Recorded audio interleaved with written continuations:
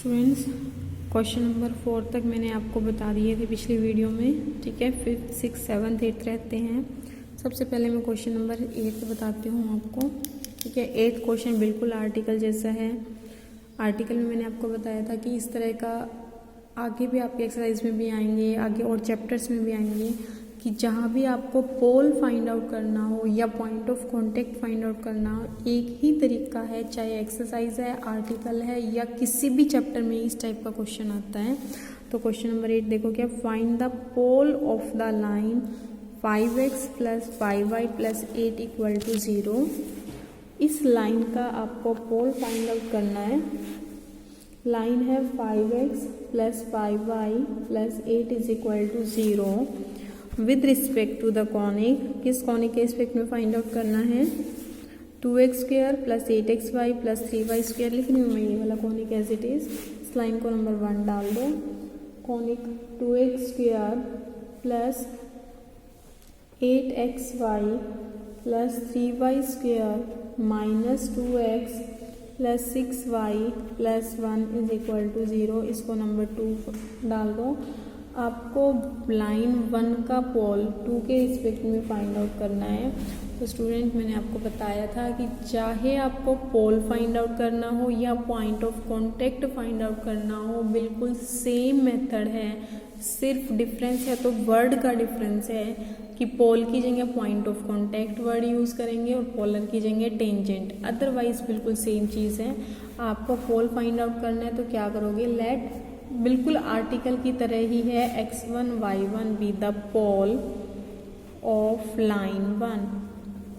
अब पोल आपका है लाइन 1 का, और जब भी पोलर की बात आती है तो हमेशा ये जरूर बताया करो कि जो पोल है या पोलर है किस कॉनिक के रिस्पेक्ट में है।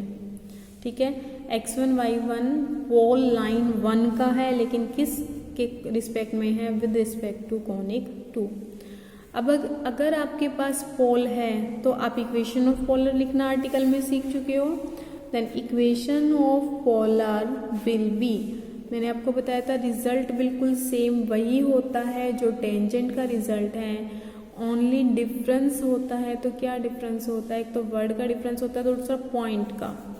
ठीक है, जब टेंजेंट की बात करती है तो पॉइंट ऑफ कांटेक्ट कहलाता है। पॉइंट ऑफ कांटेक्ट होता है, कॉनिक पर लाई करता है। अदरवाइज पोलर हो तो वो क्या बनता है? पोल बनता है।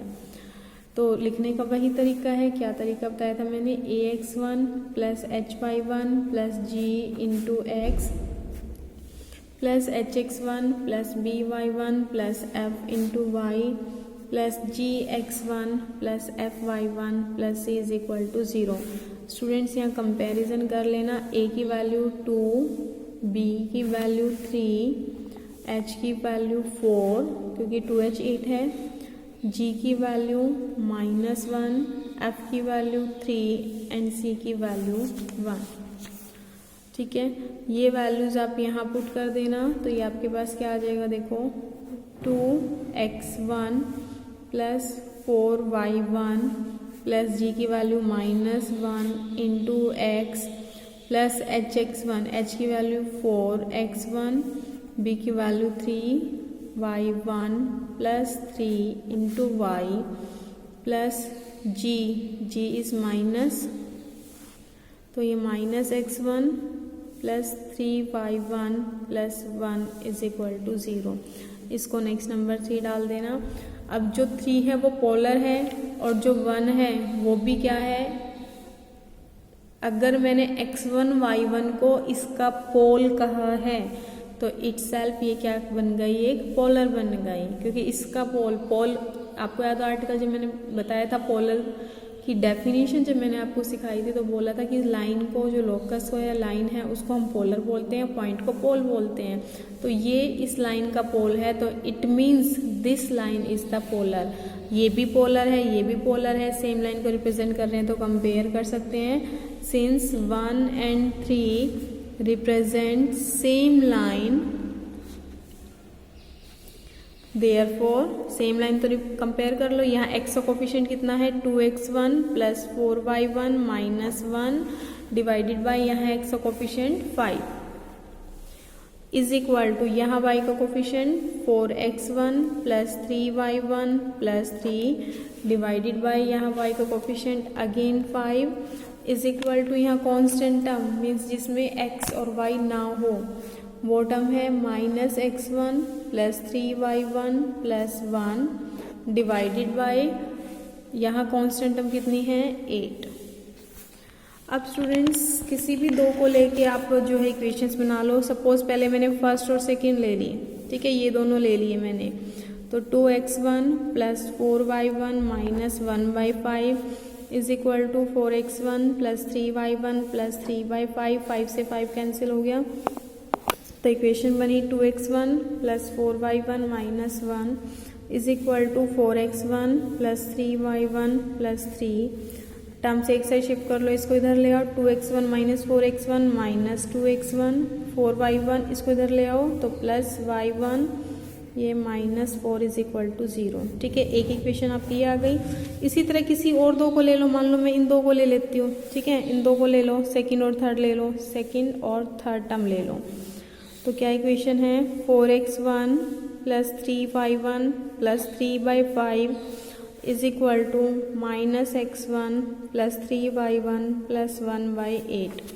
अब आप क्रॉस मल्टीप्लाई कर लो तो ये बनेगा 32x1 plus 24y1 plus 24 is equal to -5x1 plus 15y1 plus 5।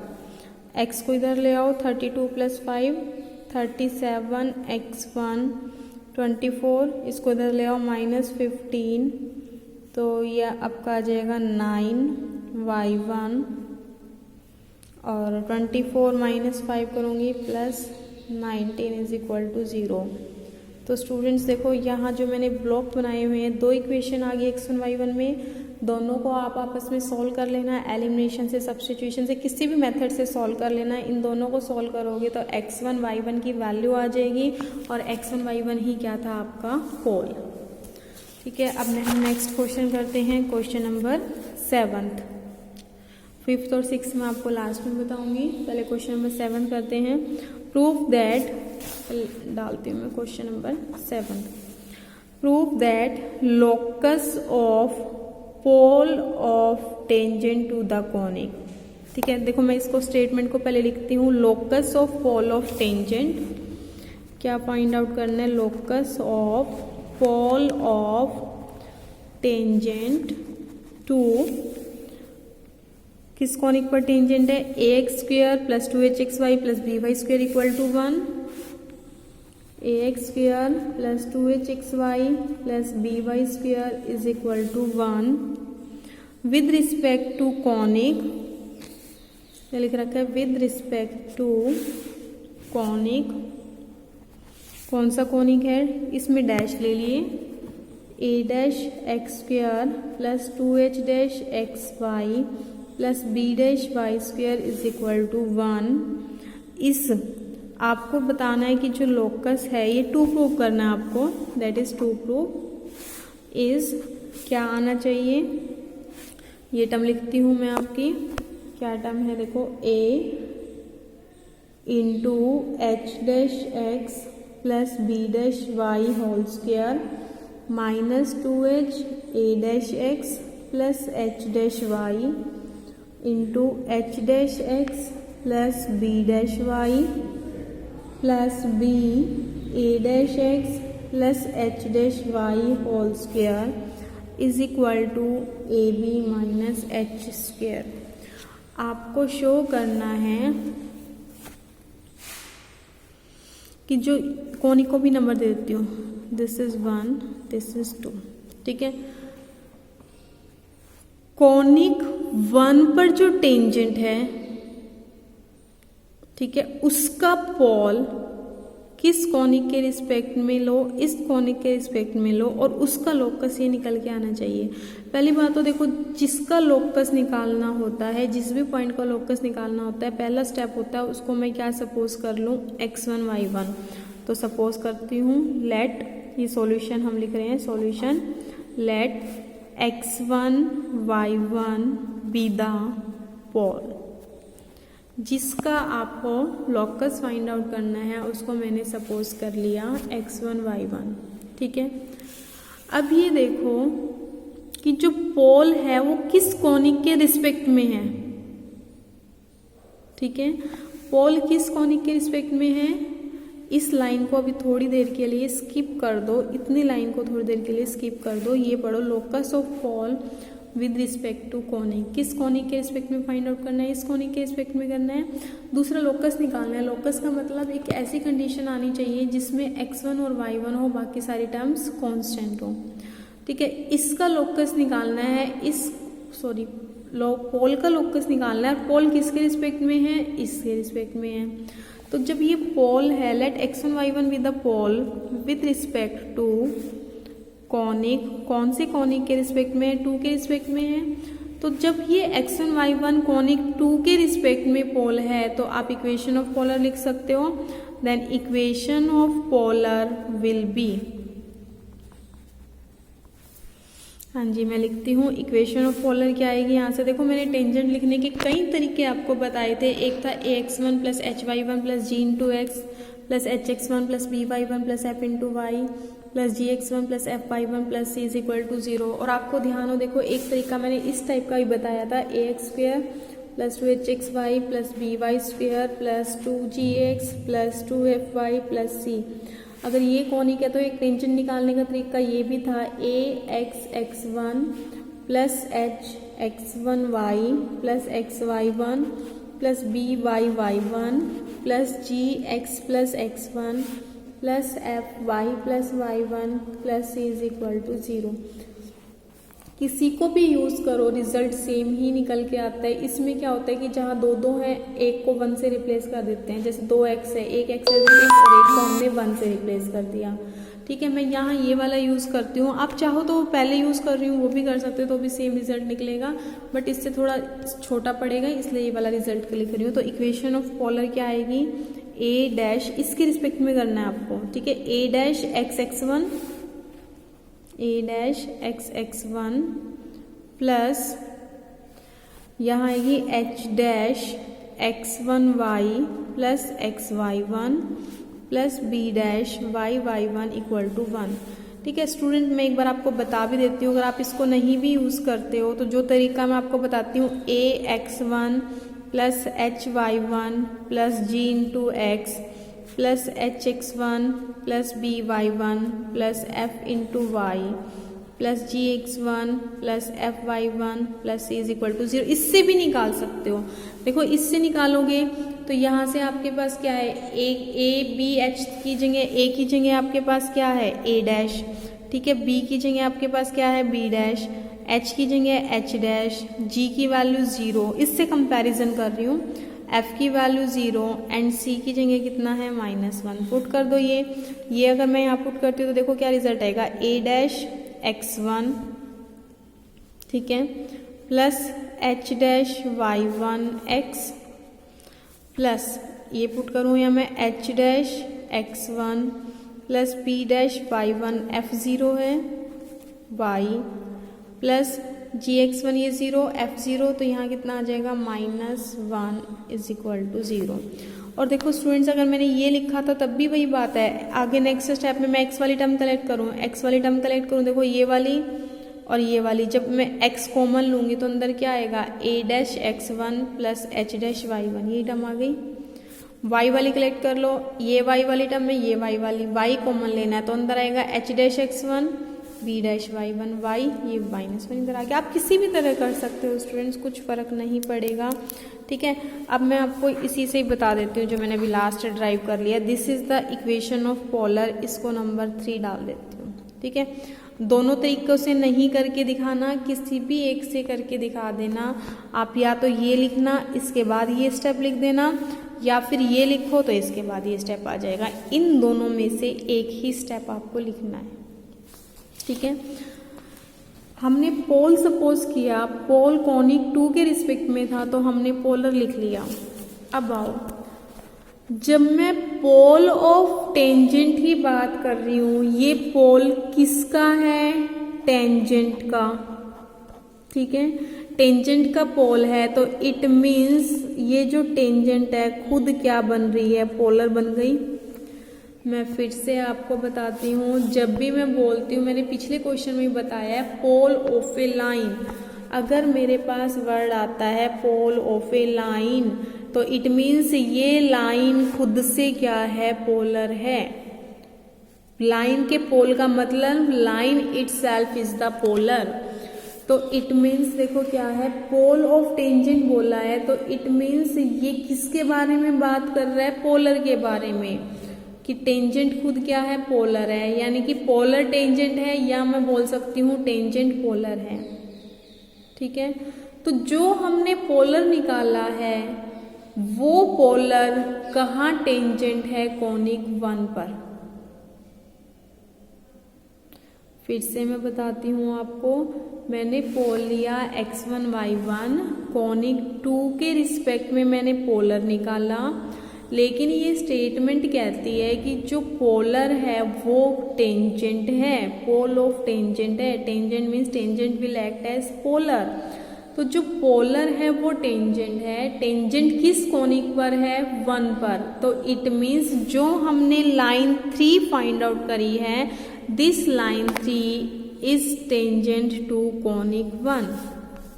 ठीक है, तो आगे मैं लिखती हूँ, since line 3 is tangent to conic 1, line 3 conic 1 पर टेंजेंट है। So therefore by condition of tangency,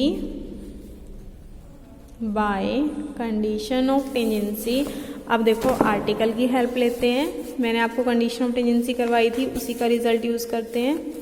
देखो जब मैंने कंडीशन ऑफ टेंजेंसी ये था, to find the condition that line Lx plus My plus n equal to 0 may touch this conic is, क्या condition थी, मैं रफली दूसरे पेज पे लिखूंगी इस कंडीशन को। मैंने आपको कहा था एक याद रख लेना, बाकी पैरेलल आ जाएंगे।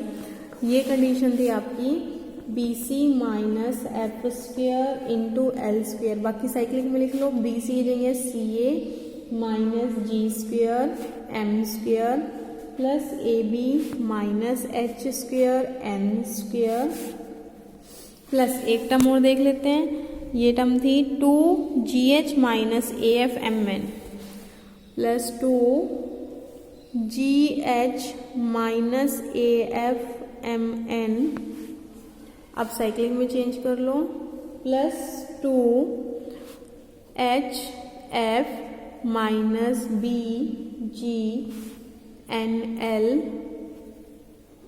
Plus 2FG minus CHLM is equal to 0। This is the condition of tangency. अब जरा कंपैरिजन करो, LMN की जगह है क्या है हमारे पास, देखो यहाँ जो लाइन होती थी वो लाइन होती थी Lx plus My plus n equal to 0, ये लाइन थी Lx plus My plus n is equal to 0। अब जरा कंपैरिजन करो, L की जगह क्या है हमारे पास, लाइन 3 टेंजेंट है तो L की जगह क्या है, a dash x1 plus h dash y1, तो L का काम कौन कर रहा है, a dash x1 plus h dash y1।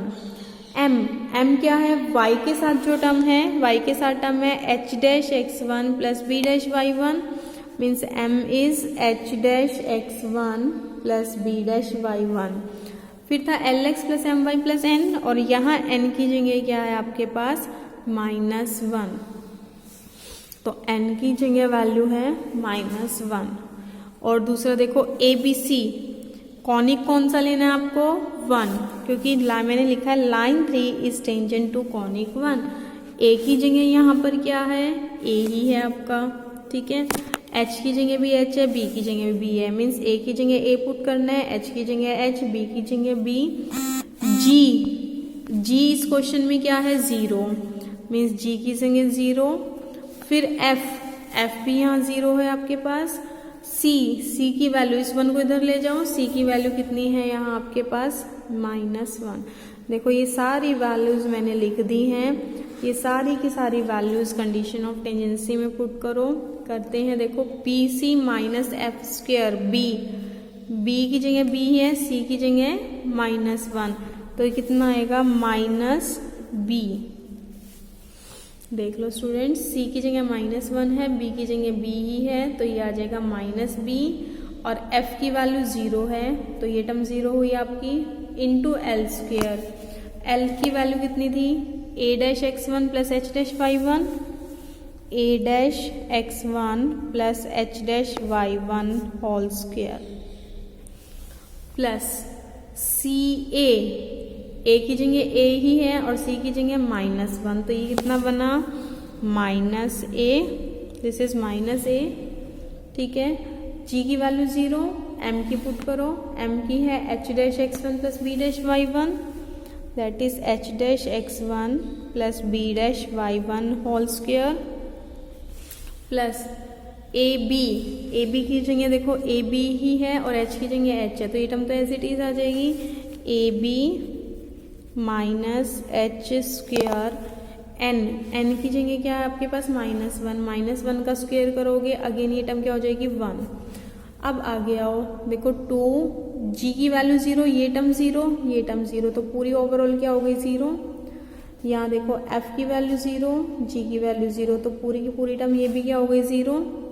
अब यहाँ आओ, +2, ये वाली टर्म 0 नहीं होगी, +2f g, ये टर्म 0 होगी, बट यहाँ से वैल्यू आएगी, लिखती हूँ मैं, +2, ये टर्म 0, माइनस सी एच, देखो c की जगह -1 और h की जगह h, तो ये टर्म क्या बनेगी, माइनस ऑलरेडी है, एक माइनस c की पे पुट होगी, तो ये प्लस हो जाएगा, प्लस h।